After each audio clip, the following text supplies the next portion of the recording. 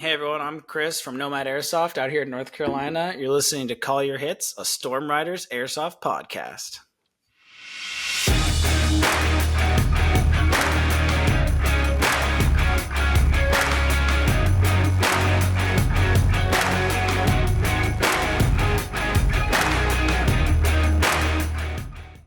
Thanks for joining us, everyone. As you heard in the intro, my guest today is Chris, one of the founders of Nomad Airsoft Team and one of the proud foreign legionnaires who joined us at AMS Iron Horse earlier this year. Chris is a friend of mine, a friend of the show. He's been on a few times before, and he's also a former member of the U.S. Army, having served for 5 years. And now he's turned his attention to Airsoft Milsim with his teammates on Nomad Airsoft. And so today, Chris and I are going to dive into the world of Milsim a little bit more. In part because they are attending a Milsim at the beginning of next year in January as a team, but also because of his specific experience. There's a lot to unpack about what makes a Milsim, what goes into organizing a good Milsim, what are the elements that players are looking for, what's more engaging, and I think most importantly, how can you create a fun event, a good Milsim, regardless of the venue that you might actually have at your disposal. It's easy to think that in order to do a good milsim, you have to have access to all these like world leading like training facilities with structures and villages, and it's not necessarily the case. Then in the back half of the episode, we'll talk about Operation Iron Fury, not the New Zealand one, but the one by the same name, being organized by Third Coast Airsoft in North Carolina. At the Hibernia campsite, which is a huge area of operation. It's almost 1.5 kilometers, so just under 1 mile for those of you who are American, on all sides. And it's being done in a way that when I was reading the tax op for it was a little bit, I was really surprised. So I'm really curious to get into it. So Chris, welcome as always. Thanks for being on, man. It's always great to have you. Yeah, absolutely. I love being on. Yeah. So I wanted to start off because, when it comes to Milsim, there is no like universal standard of what makes or does not make a milsim. We were joking before the show, like there is no ISO 9001 standard for milsim, right? There is no like Lean Six Sigma standard for milsim. Like that doesn't exist, right? Lots of people call many different types of events milsim. And so firstly, I'd just like to have that conversation with you. Like in your opinion, like what are the critical elements that make an event a milsim? And also using your experience, what are parts of the military experience that are actually interesting to simulate versus the ones that, you might want to leave out? Yeah. And I think it's going to definitely, the answer is going to vary for everybody, obviously, because people want different things at a milsim, or people have different ideas of what a milsim is. And even the companies that put these on have completely different milsim styles. Like you look at AMS and versus Milsim West, and Milsim West is continuous 40 hours. You're camping in the field. You can get attacked at night, all that stuff. You're doing like patrol movements where you're hucking in all your gear. Yep. And then, AMS is that like you felt and witnessed at AMS where it's, hey, bring your stuff here, start X, and you're going until end X pretty much at your own pace. Yeah. And then you have the different style of milsim where you actually have mission sets or mission windows where you're operating in a certain time frame, and then you have breaks, and then you're going out on another mission set and operating with another mission time frame. So I think it varies, and I think each style offers its own kind of unique experience, and each style kind of brings its own aspect of like actual military operations to gameplay. So I'll start with the big one where everybody, oohs and ahs at all the YouTubers who do the whole 40-hour continuous milsim, constantly going and everything like that. And like for many people, just as an intermediate thought, like a lot of people will look at that and go, that's the real milsim. Anything else is not. Like Milsim West, that's the real milsim, and anything else is just milsim light or diluted in some way, right? Yeah, I wouldn't say that that's accurate though. Fair, yeah, totally. I would agree with you. Like I've never been to Milsim West yet, and reason is because generally they happen more west. I think the closest one to us is like West Virginia, and that's like a 8-hour drive plus. And it's only like once a year that one happens. But so I went to a few FTXs, or try the field training exercises in my day when I was in the Army. And realistically, what it is like, yeah, you're out there the whole time, but you're not continuously running missions. And you Mm-hmm. don't even do that, like, generally when you're deployed.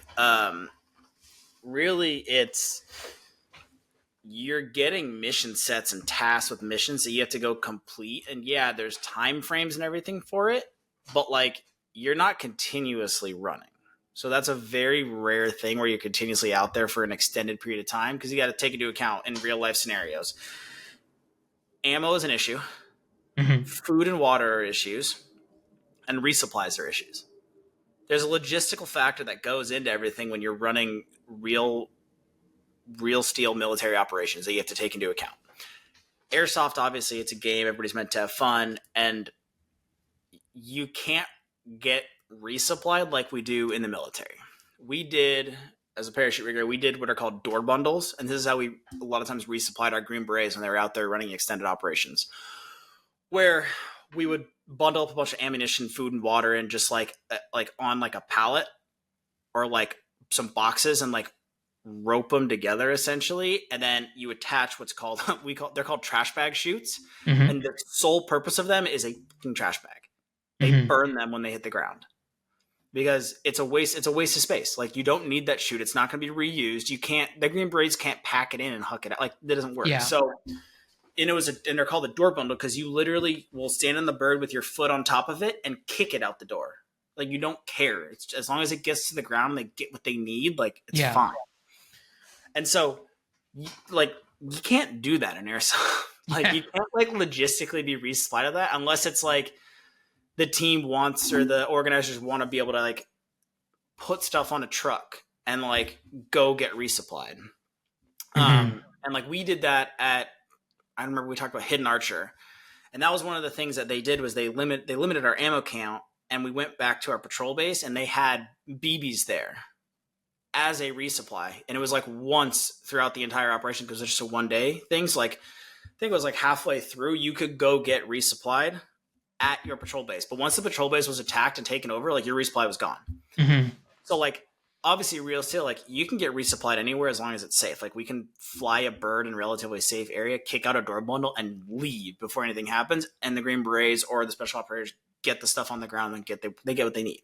Mm-hmm. So I think you have to take into that account when you're thinking of Milsims.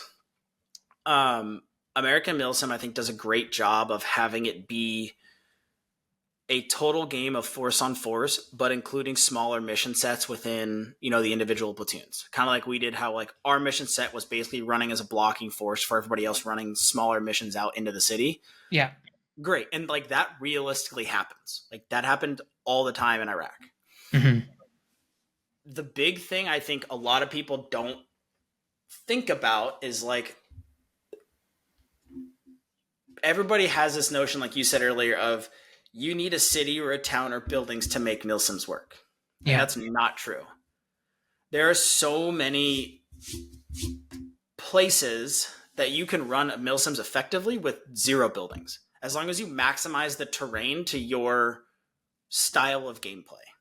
So what does that look like? So imagine you've got like a big, an area that's, the size, or maybe not quite that size, but an area of operation the size of like Iron Fury that you're talking about there, where there's a lot of space. There's a very terrain, more or less, like it could be more or less flat, but you've got, forest, but you also have like trails, you got open clearings, you might have a marsh, or you might have water so that you can't cross it, or you can, but you'll just get really wet, or all this kind of stuff.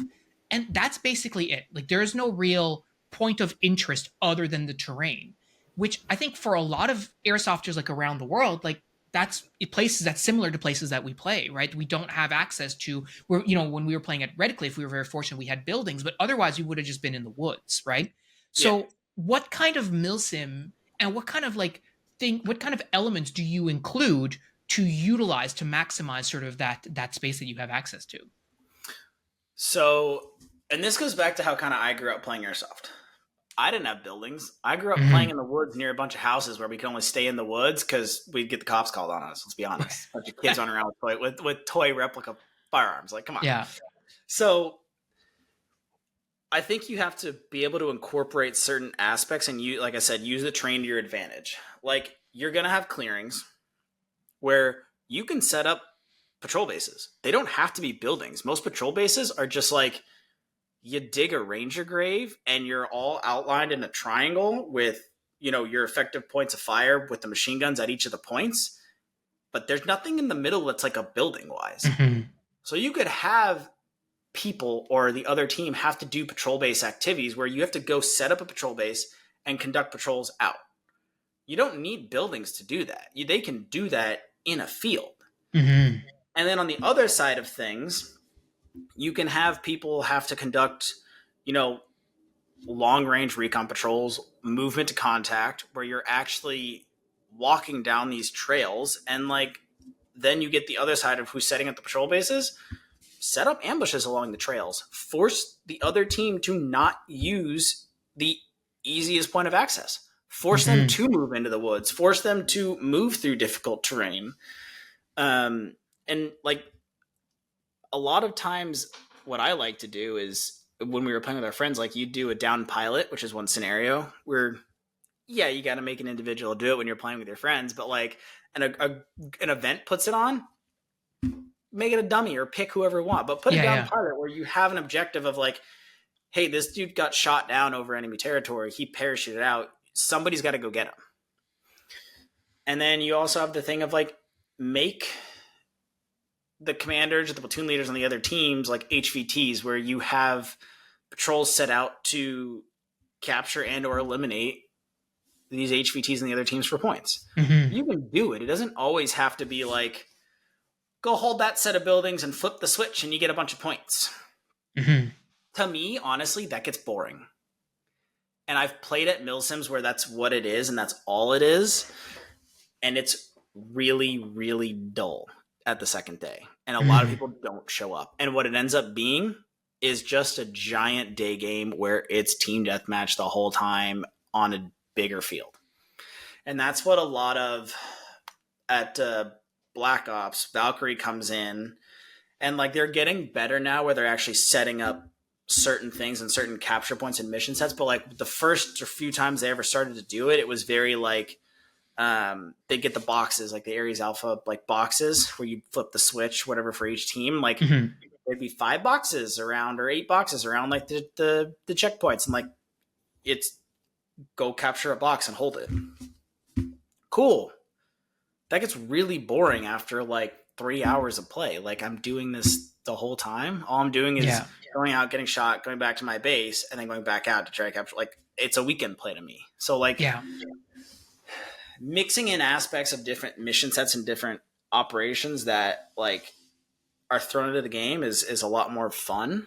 Um, and again, you don't need buildings to do it.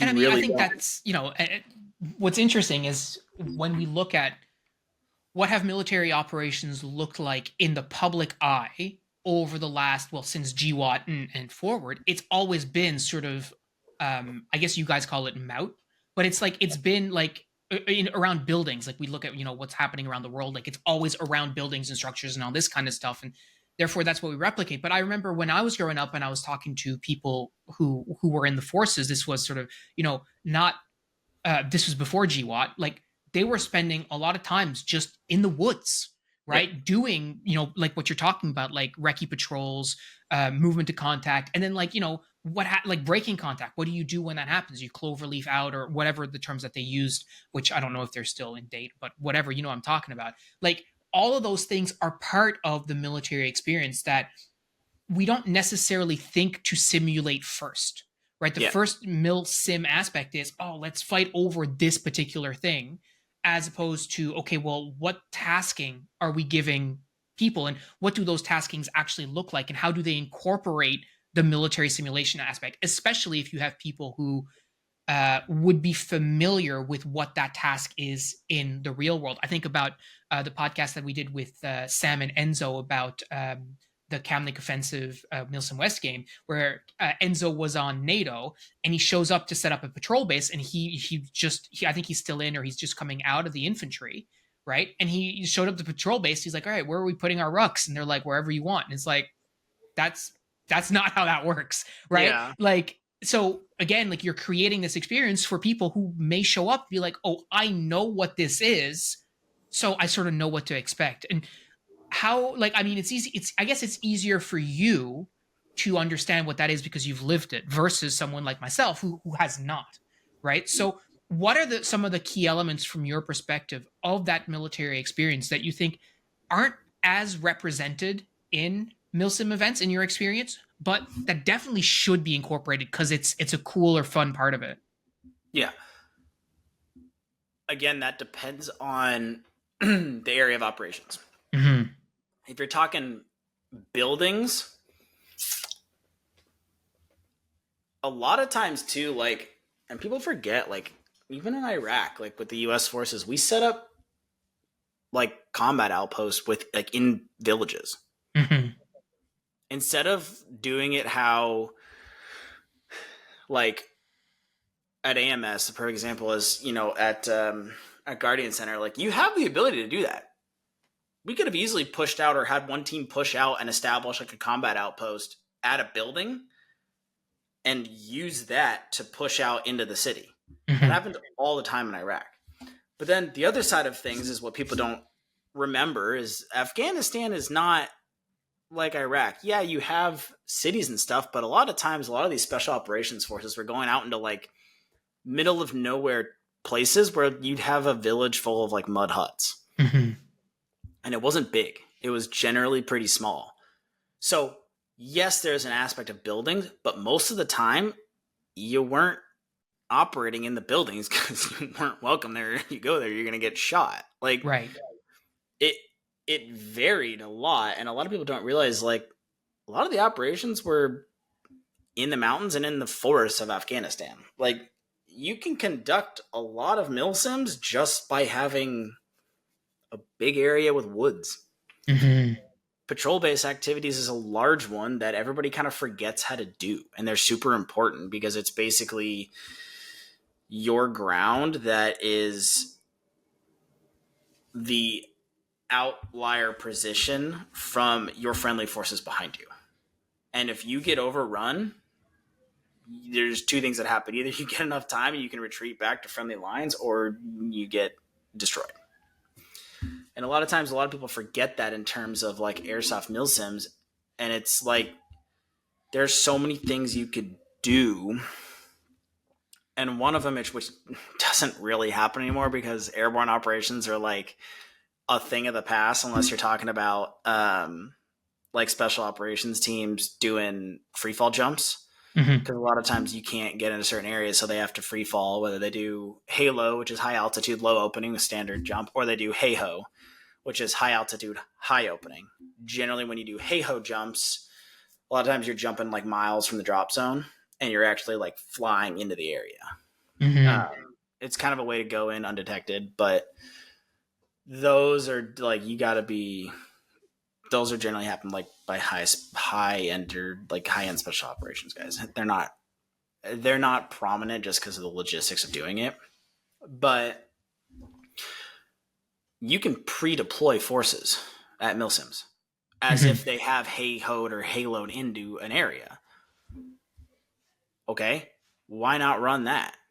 Then you have basically squads or platoons cut off from their main forces, and they either got to fight to do their mission set or fight to get back to their unit or anything like that. Like, there's a whole abundance of possibilities, or you don't have to have buildings, and all you got to have is just a giant area of woods to do.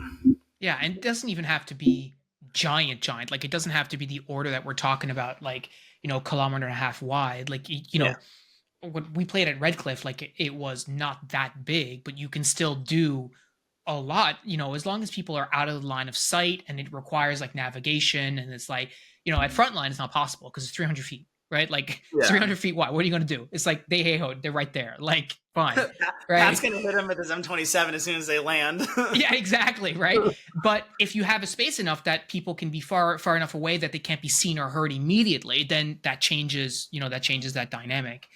Um, what are some of the things that you see at Milsims that you really wish they would stop doing? Mm,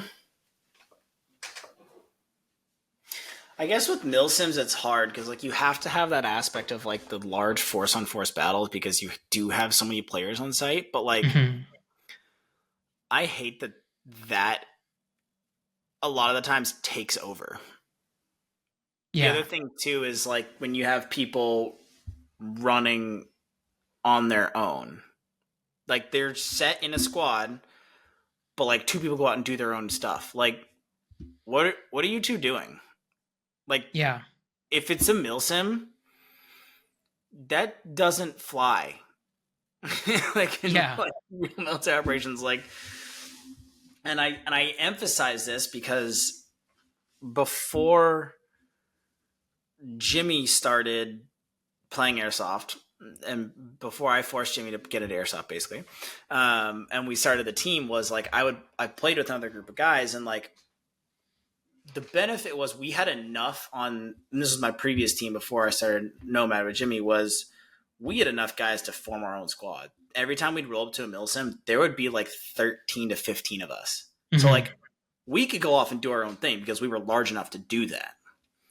But when you'd go to these larger milsims and there'd only be like 4 of us going, 5 of us going, like there's 5 of us and we'd like they'd want to run off and do their own thing and like not have any mission set and just want to go like you know sling BBs at other people and it's like that's great but as soon as we run up into like another full team of like 15 or like even our squads 24 people like we're done for and that yeah, happened all the time like it wasn't fun for me like I got hmm bored because like it was just like okay what are we doing like I want to do mission sets I want to have missions available and like do things to get missions and go accomplish goals I don't want to just run out there and like sling BBs like it's weekend play like that's not what I yeah, paid for if I wanted to do that I would just stick to doing weekend play yeah. but that's Even not if why your I'm mission set is sit in this tunnel for 2.5 hours, like you're still being part of like the larger organization. Because I think that is one of the defining factors of a milsim, in my opinion.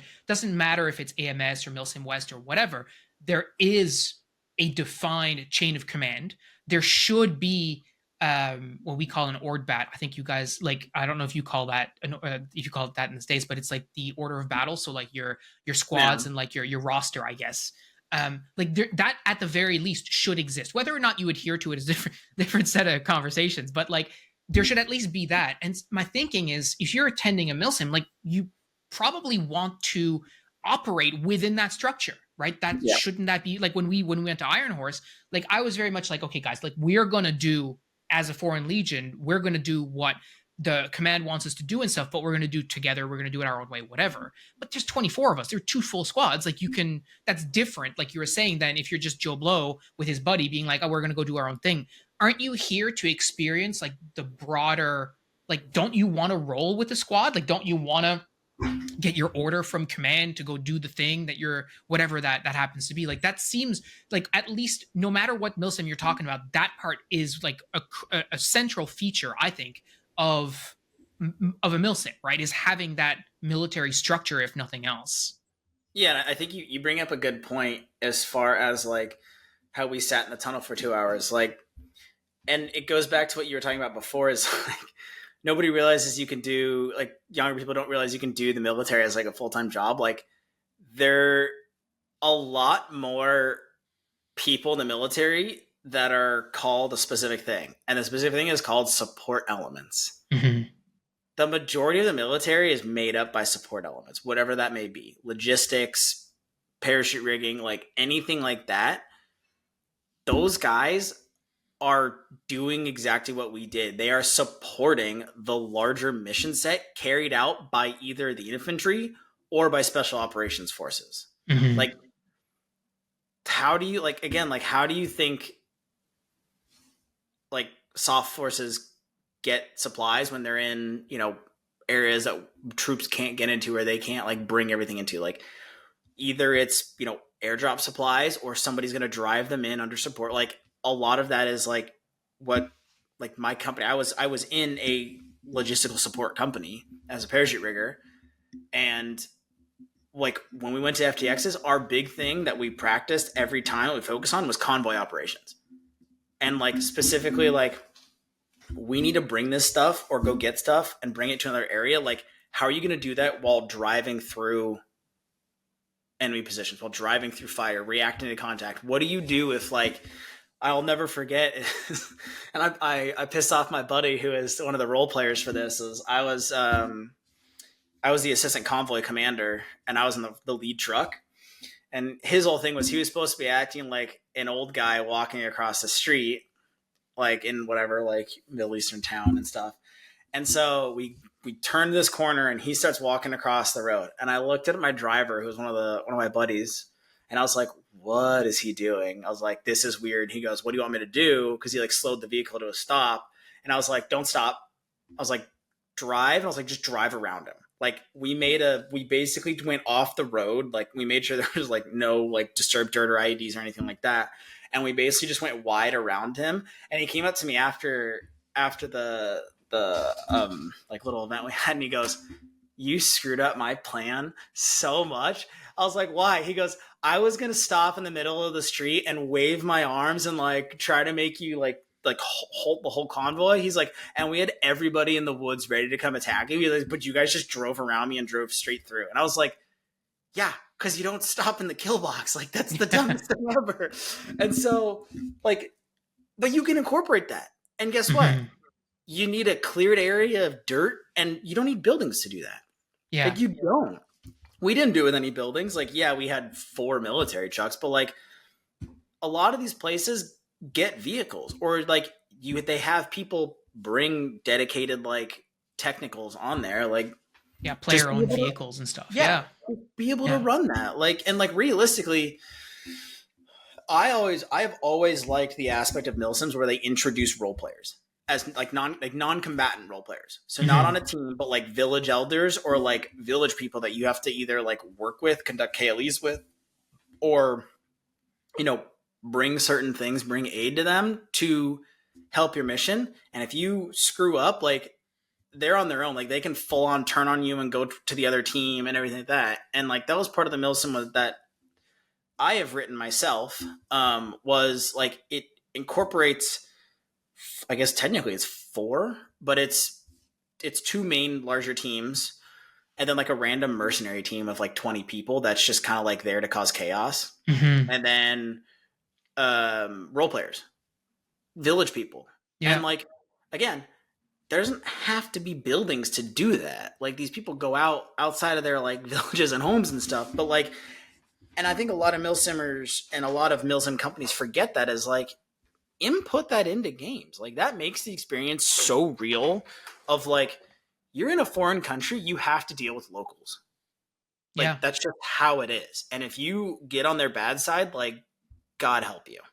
Yeah. And I think at our latest Milsim, I think, we had those role players, and it's the video game mentality is we're just gonna roll these guys, right? Just go and schwack the village. It's like you cannot do that, right? That is outside of your ROE. Like, and especially like I would in real life, like you go on trial for stuff like that. Yeah. So in a milsim, like you have to be very clear. It's like you can't just roll these guys. Like that's not what you're trying to accomplish. And in fact, at our event, we made it very clear in the op boards that we sent out, like your objective is to get on these people's good side. Yeah. And if you fail that, you fail your mission. So like obviously you can't just go and schwack them because that's completely counterproductive. But absolutely, I think at AMS, for example, we didn't have there were no role players, not really, right? And I think they had one team of guys who were doing something special, but like again, you don't really see that. It becomes kind of difficult because I think one thing you kind of mentioned, we'll switch over to Iron Fury in a second, but like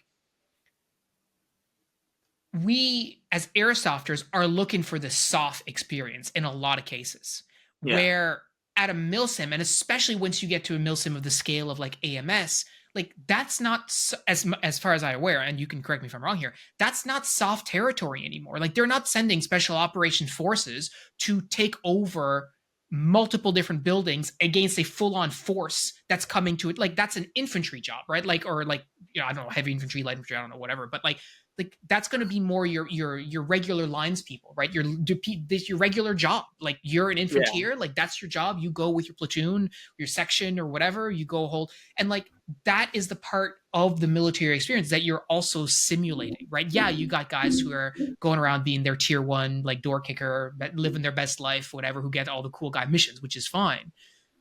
But again, from a Milsim perspective, as airsofters, we're looking for the pew pew, right? We're looking for that constant fighting, and that's thing that makes you feel like a cool guy. When sometimes, really, what you need to do is just do the mission, right? Hold the building, or block that position, or whatever that looks like.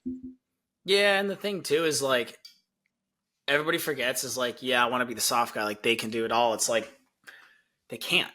They can't do a lot of the stuff they do without support from regular infantry Yeah. units, especially in Iraq. Like those guys couldn't go door to door, kicking doors in and trying to find people or get people without having blocking positions set up by either the Rangers or standard infantry. Like we physically couldn't. They would get murdered because it's not safe. Like you have to cordon the area and like have friendly forces in there to provide support by fire. Like it doesn't, their mission set doesn't work unless you have that. Yeah. Like big example was, and like this is like the mission everybody talks about, is when the SEALs went in to get Osama bin Laden. Yes, the SEALs went in to get Osama bin Laden into like whatever silenced like Black Hawk helicopters. You know who was hovering around the area and two Chinooks ready to go were Rangers. Those guys were there just in case, like they were like, we need help. Like, who are you going to drop in? Rangers who are going to go in and kill everything. Like, yeah, you can't do that without support forces. And like that's essentially what we did at AMS was we were the regular infantry creating blocking positions, stopping the enemy from pushing into our other guys' area of operations where they're conducting smaller missions. Yeah. That can happen at any type of AO, whether it's buildings, whether it's woods. All you have to do is have the imagination to kind of figure out like, how can we make this work here? Yeah. The mission set can work wherever. It's just how do you make it work in this area? Yeah. And I mean, we did a great job too, I think. Well, yeah, Judging by the feedback that we got, we did a great job. So speaking of AO, like we can switch over to talking about Iron Fury a little bit, because that AO is actually very similar to what we've been discussing for this whole episode. Like it's mostly just forest with roads, and there are, I think, some structures, but primarily it's like woodland area, and then a lot of water, right? Basically it's a peninsula, right? Yeah. So what is that milsim all about? Like how is it organized, and like what was the appeal for you and the Nomad boys? So I knew as soon as it came out I wanted to do it. One, just by looking at the map and seeing how absolutely massively big this thing is. I was like, that's going to be fun and completely different than anything else we've done because of the size of it. And so I started looking into it, and me and Jimmy were the first ones to really go like, yeah, let's do it. Like I think it's January 17th through 19th. My birthday is the 28th. So I was like, we'll do it for my birthday. Like have fun, whatever. And so then we were talking, and I was like, do we invite Grayson, who's our other Nomad team? And he also was like, we were both just like, it's probably going to be a good milsim for him to do as a starting milsim. He's like he's 20 years old, has never done like a milsim before. So he used, like, background on him is like he used to be a speed softer and then moved into more like the milsim aspect of it. And then we met him, brought him onto the team. Like he's a good player. Like he's good. And like we kind of, Jimmy and I have been slowly developing him into more of like the milsim aspect. And so we were like, this will be a perfect one for him to do because it's so it's put on by Third Coast Airsoft, which is not, I would say, one of the big like two nationally that everybody knows in the US as like, Milsim West and American Milsim. And so I was like, and I've been to Third Coast Airsoft events before, and like they're not bad. Like they're decent. Actually, Third Coast was the first time I went to Guardian Center. Okay. And so like I was like, this will be great. So I started looking into it and I was like, this is gonna be awesome. The way it's running is, so first off, we ran with the guys at AMS, the one they did out here in North Carolina at Black Ops. What's the name of it? Atlantic Front. And we ran with guys called, it was Rogue Squadron Milsim, but I've run with them before at games. Like we can play with them, whatever. They're out from like Wilmington, North Carolina. So we were like, hey, are you guys going to this event? We want to go. What are you guys running? And they were like, do one of the task forces. The way Third Coast runs their events is really cool in terms of how they establish where things are going. Okay. You have the two main forces, tan and green, but then what they do is they like to establish task forces. And what that is a limited number of individuals that buy certain tickets. And I think for this one, there's 2. I'm actually going to pull it up right now because it's going to bug me. But they have like actual like companies. 1, 2, 3, 4. They have 4 companies. And then what they have is task forces. They have 2 task force. So basically separate little units that run out. And the task forces are actually getting airdropped into the area. So if you look at the map, there's 2 DZs on there, and the task forces are actually going to start out the day in those DZs. Okay. Yeah, so we're getting quote unquote pre-deployed, but it's like we're jumping into the area. So Gotcha. we're getting dropped into that area, and then you get to conduct your mission sets out from there. And then there's like ASG, which is like the advanced surveillance group. So like scouts, like long range, your long range recon, your snipers, all that stuff. And then they have the 13th Special Operations Forces, which is like modern day Green Berets, ODAs working with like guerrilla fighters in the area to, free their country from whatever pressure that's there. Right. So that's how they've brought everything in. And then there's also going to be vehicles, which is going to be super fun. But like, what they have done is taken essentially a full like war zone, essentially, with your smaller echelon task forces, your special operations forces, and then you have your main forces. And they've put them into into like 2 teams, and they're just like, this is what's happening. But then instead of just being like, it's going to be force on force and everybody's going to fight each other, what they've done is they're going to have mission windows that range from like 2.5 to 4 hours, where each team is going to have to do like offensive or defensive or like movement to contact, recon missions, like a bunch of stuff that goes into it, where it's going to be a lot more like a Milsim, where you're going out from your main base, which is called the like life support area. And it's like a logistical support activity for, I don't know what that is, but basically it's like your life support area, like camping, parking. You're going to go out from there, and then you're going to have 2.5 or like 4 hours to do your mission sets. Then you're going to come back, and they're going to redeploy, and they're going to come back, and they're going to redeploy. So it's like legitimate operations where like you're going out to conduct a mission. Like, this is what your mission set is. Go out and do this. Then you go back to base. And then you get re-geared up, and you get a new mission set to do certain things, and you go back out. And then you come back. Like, that's how actual operations are ran. It's not just like, here's your mission. Go! Yeah. Go until, like, for 12 hours. Like, no, that rarely happens. So like, is the Op4 also getting that same sort of deal? Like, so basically you are going to get your mission windows, and at the same time Op4 is getting their mission windows, and sort of they're going concurrently? Yeah, so it's not op four; it's two teams. Right. Yeah. That's what I mean. So green versus tan, right? Like Yeah, basically it's green your versus opposite, tan. your op four. Yeah. Yeah, so it.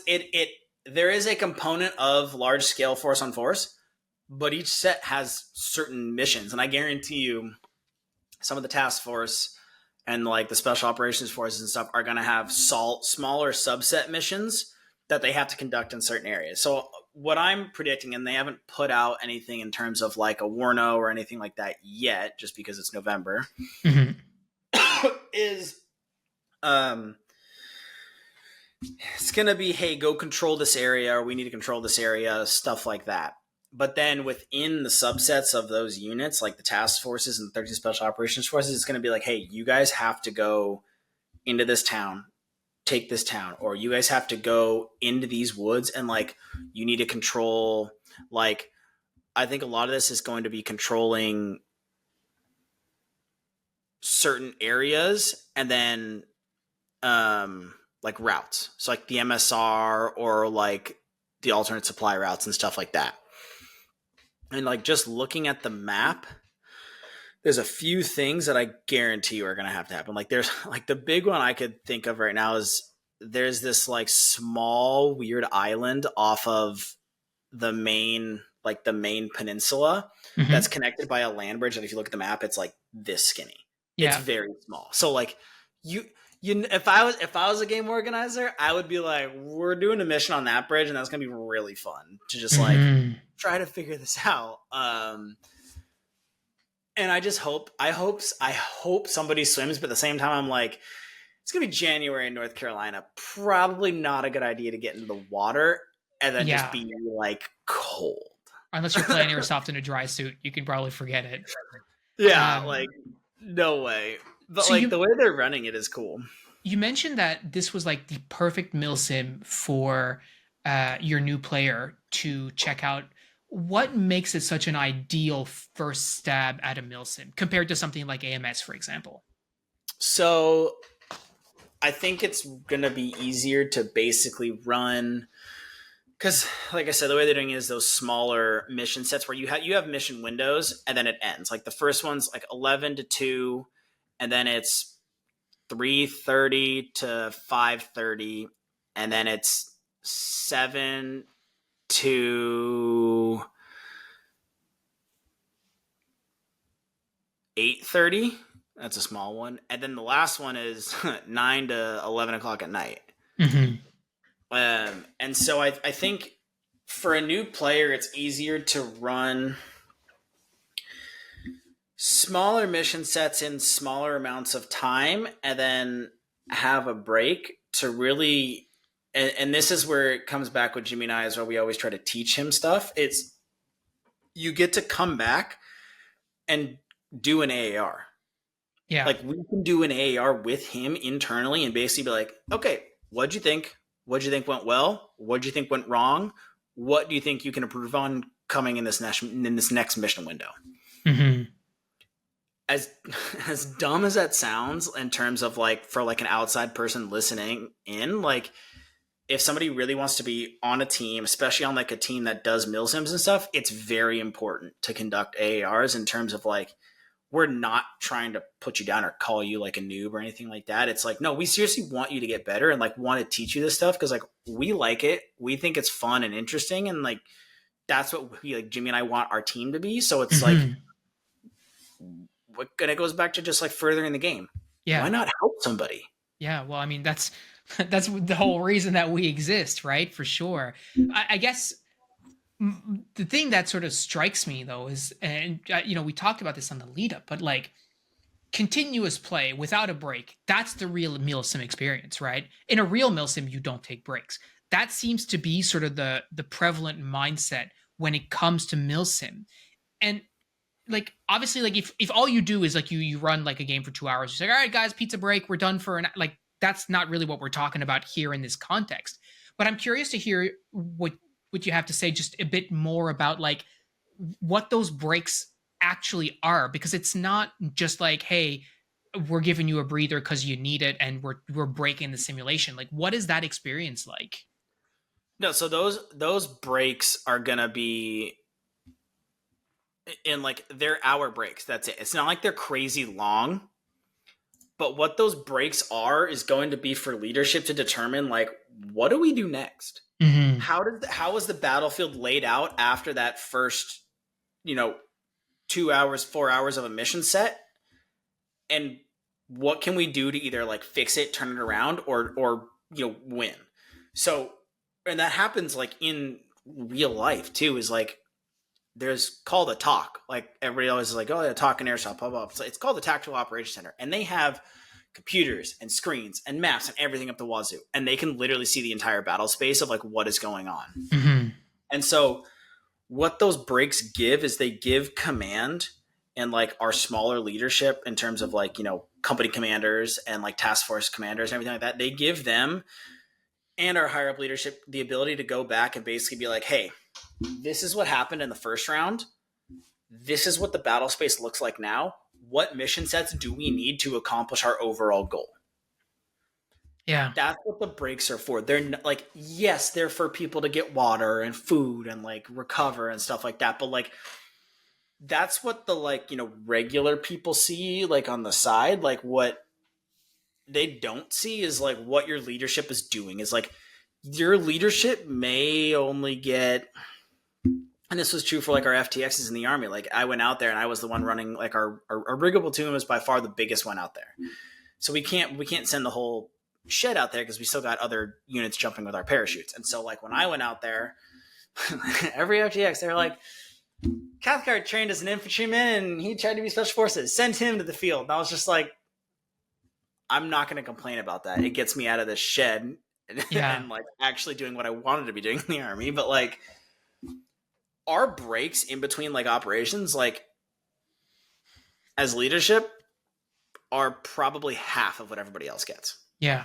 So if it's an hour-long break, leadership is only being able to have a break for like 20 to 30 minutes, and then you're right into mission planning and like the zone of like, this is what's happened. Because you conduct your own AARs in between that with your leadership of like, hey, this is what happened. This is where we're at right now. What do we need to do going forward? Yeah. And it takes time, especially when you have multiple companies and multiple task forces or operational forces you got to get that all done with.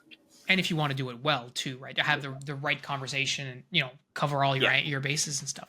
So what is this op Iron Fury? What is that going to look like for you and the Nomad guys? Like what are you planning for, and how are you going to integrate yourself into the larger fighting force? So we are planning, and actually it's funny you bring this up today. Me, Jimmy, and Grayson were all talking about this in our group chat, and mainly me and Jimmy talking to Grayson, but we suspect it's going to be a lot of long range movement to contact or long range recon missions that the task force is going to have to run. I don't know from that aspect further on because they haven't put anything out, but I'm going to assume with the area that big, we're probably going to get smaller mission sets within the larger scope of everything, and it's going to be a lot of walking for us. Other than that, like I won't know until I'm there. So we're basically preparing ourselves for long range movements, carrying our gear. Like I know Jimmy's fixing the backpack that he broke during the night ops in Georgia. We were there. And then I'm getting a backpack for me that actually zips onto the back of my SPC. That's bigger than what I have. But like we're gonna be, carrying MREs in, carrying ammo because there's no mag count for being on the field at this one. Okay. They're like no, like bring what you need. Like if you're Phil and you fire off 47 mags in a day game, like it's true. bring ammo, bring your magazines, and so like you got to carry that in with you though. It's not like it's gonna get resupplied, or it's not like you can go back to the LSA. Like I mean, you probably can, but like, are you really gonna walk that far Well, just to go that's back to get ammo to then walk yeah. back that far again. Like, come on. No, you're not going. Like, be realistic. Yeah, I mean, like that AO is so huge, like from one end to the other. Like, if you're right at the end where they have, like, on the tip of that peninsula where they have, like, I think an airfield or something. Well, it's not a real airfield, but they're calling it an airfield.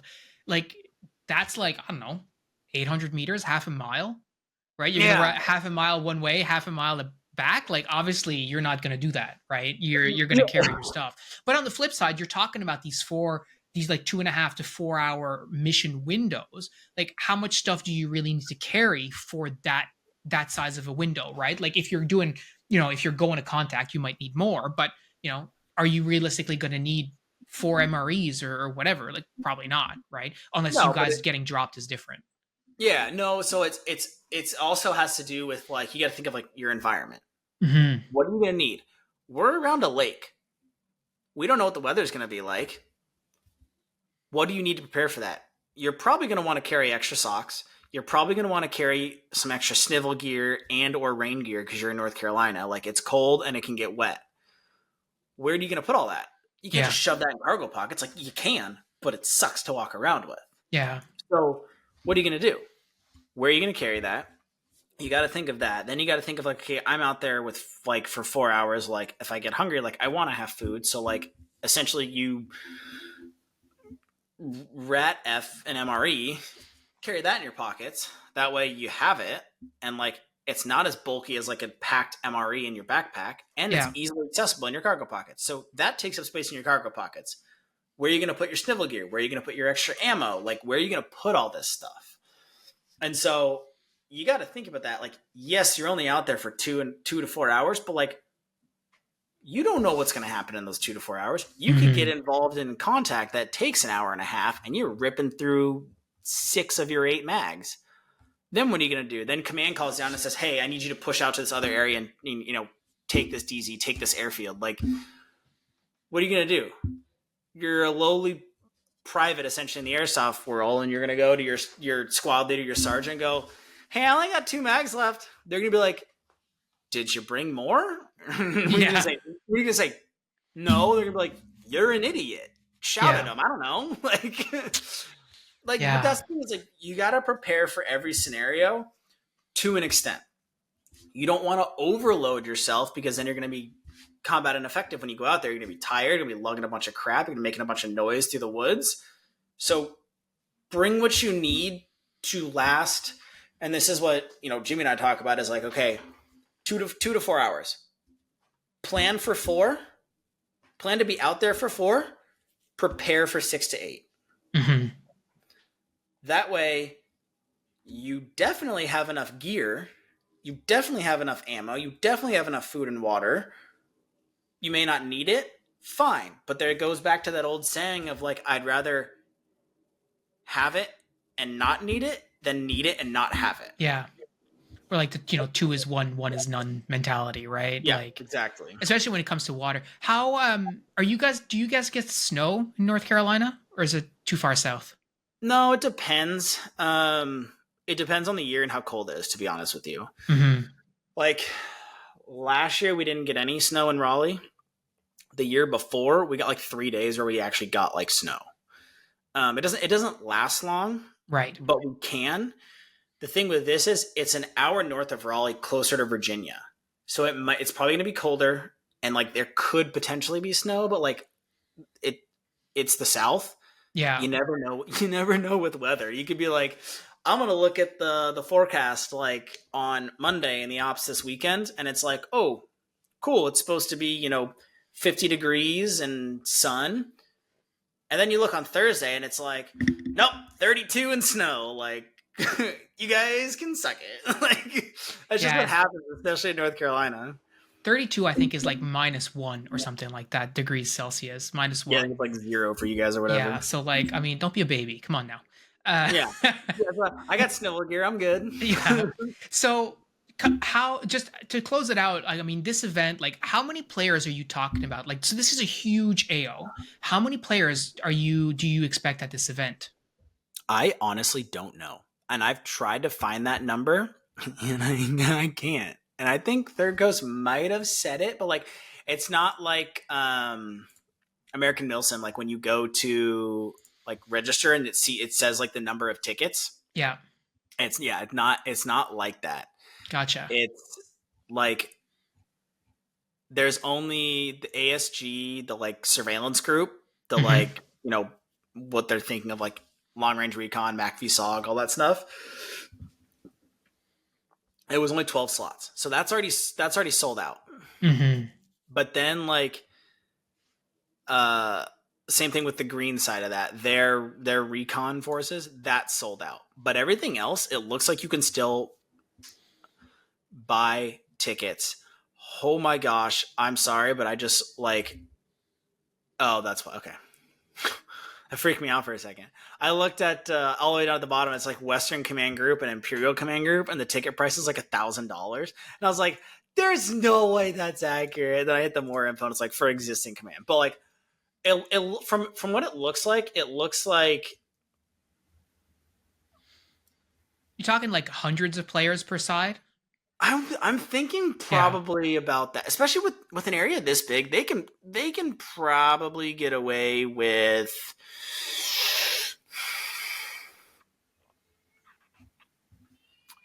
I'm going to assume it's going to be probably about close to like 300 on each side. There's no way they can't. Like, there's no way they wouldn't be able to do that unless they just don't want to deal with having that many people. But like, Hmm. So how are you going to integrate with Jimmy and Grayson into the larger force? Like who are you linking up with, or like how do you plan to do that? Because we talked about how frustrating it is when people are out of Milsim but they go do their own thing, right? So how are you guys gonna sort of live that value of not going to do your own thing? yeah. So I think our whole thing is like we picked the task force specifically, and like we're running with the Rogue Squadron Milsim guys, and Gotcha. there's like 7 of them, I think, or maybe even more. So like we'll have a big enough group. I guarantee we probably have the majority of the tickets for that task force. It's called Task Force Ripper, Hmm. and they're supposed to be like the SEAL cosplay. So like Gotcha. we had to get it like, so you have to get specific camos for the task forces, by the way. So that is a big thing. So um like our task force Ripper was like we had to wear um like AOR 1 or like the Marine Corps like Desert Digital. Like that Okay. was Yep. like and it like you just have to wear like a top of that. Um so like everything else is like fine. Like your headgear can be like the color of your faction, which we can keep our multicam and stuff like that. But then like you can also like you can run like multicam bottoms, but like as long as you have an AR1 top to designate like you are Task Force Ripper, that's what they're calling for. Gotcha. Jimmy got us the hookup and somehow got like 2 full combat uniforms of AOR1, and I was like, cool, okay. but yeah, so like you're designated by your camo, which is Hmm. nice because then like our plan is we're gonna stick with our own guys, obviously. Like Yeah. there's no reason not to. And I don't think you're gonna be able to accomplish the mission or any mission sets without sticking with your own guys. Just the way they have this set up, and just the fact that the air like I don't like. There's no way I want 3 people walking around a click and a half area Yeah. on their own. Like what fun is that? I guarantee you, if you do that, you know what's going to happen is you're going to walk for 2.5 hours and not do anything. Yeah, and get lost in the woods, right? Yeah, or you're going Yeah. to walk into the lake. Well, that too.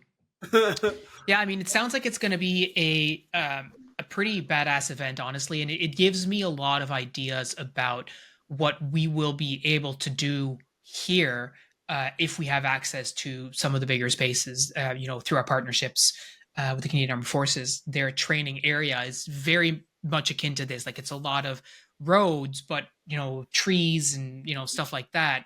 And so I'm curious to hear more and learn more once you actually complete the event about like what was the op board like, what were your mission sets like, and because I think having such a diverse area. I mean, I mentioned, I was joking to you before we recorded, like about doing like maritime ops, and I know you're not a marine, so I know that wouldn't work, but like just having the opportunity to be next to the water, like having boats and stuff, is something that for a lot of airsofters is like, wow, I never even thought about that. And I know there's a Yeah. whole safety component to that. Like have to have PFD and all this kind of stuff. But regardless, like there's so much cool stuff. And I'm really curious to see how that gets implemented and what you get to experience at this op. Yeah, I'm really looking forward to it. I'm really excited to see how they do it. Like the last Third Coast game I was at was Iron Dagger? No, Sirius Viking. And that was the one at Perry, Georgia. And it ended up being just a force on force. Granted, Mm-hmm. like I said, I was with the guys that I used to play with, and like they did their own thing, and like seriously, it wasn't fun. Mm-hmm. And that's like what I talked to Jimmy about when we first started playing together and formed a team. And I was like, hey, with me, like, and like Jimmy with being a military veteran as well, he had some ideas too, but I went to him first and I was like, hey, look, with me being essentially the airsoft veteran with the team, because obviously I've been playing since 2010, so 14 years. Mm-hmm. I was like, this is what I want out of a team. I want it to be more Milsim. I want to have like a structure. I want to stay in units and like not go do our own thing and run around. Like it's boring to me to do that. And he goes, good. I want to do the same thing. And that's when I knew, like, in terms of like running our team, there'd be no issues between him and I, because our when we're together, our brains are like melded into one. And I've noticed that. Yeah. I was gonna say, you experienced that firsthand. Is like and like even with like Jimmy being squad leader and me being like RTO and assistant squad leader, like yes, we have that command structure like within the squad solely for the purpose of going up to command. But like when we're running the squad, like you saw it, it's not like he's like, I'm in charge, blah, blah, blah, like Yeah. don't make myself clear. Like, no, it's not like that. It's like our brains kind of form one thing and we're like, hey, what do you think about doing this? Yeah, I was thinking the same thing. Let's go do that. Like Yeah. Yeah. it's So just like yeah, you're it's going to not have even the like opportunity to do that, I think, a fair amount, hopefully, with your squad mates as well, like sort of everyone being on the same page, right? and that's the thing is like why we wanted to play with those Rogue Squadron Milsim guys is because Jake, who's like their like head guy, he was our squad leader, or no, he was our platoon leader at AMS Atlantic Front, and he was one who was like, he came up to us like halfway through the event, and he was just like, I'm tasking your guys' squad with everything because you're the only one that's getting things done, and we're like, yeah, that's fine. We'll go do it. Tell us what you need to do. Yeah. And he was like, it's like everybody like they loved playing with us, and that's why we were like, if we're gonna go to this event, like we want to play with them specifically because we meld so well with them and like we work well with their guys. And like when we all ran together at Atlantic Front, like we mowed through people and we mowed through objectives. Like Mm-hmm. we can do it because all of us are kind of like in that same boat of like, hey, this needs to be done. How are we gonna do this? Oh, you have an idea? Send it. Okay, that's a good idea. Let's go. Yeah. And it's a deliberation effect of like maybe 2 minutes out there to really think about like what you're going to do. And it just happens. Mm-hmm. Well, I'm hoping that you have a great event. I know that I know it's going to be a good time regardless, because I know you and Jimmy. I don't know Grayson, but I know you guys have a good time regardless of what it is that you do when you're given the opportunity to do that. So I'm looking forward to learning more about it in the new year when the event is done. But yeah, thanks so much for being on today, Chris. It's always good to chat with you. Yeah, absolutely. I love coming on. All right, guys, that's all we've got for you this week. Thank you so much for tuning in, and we'll talk to you next week. Take care.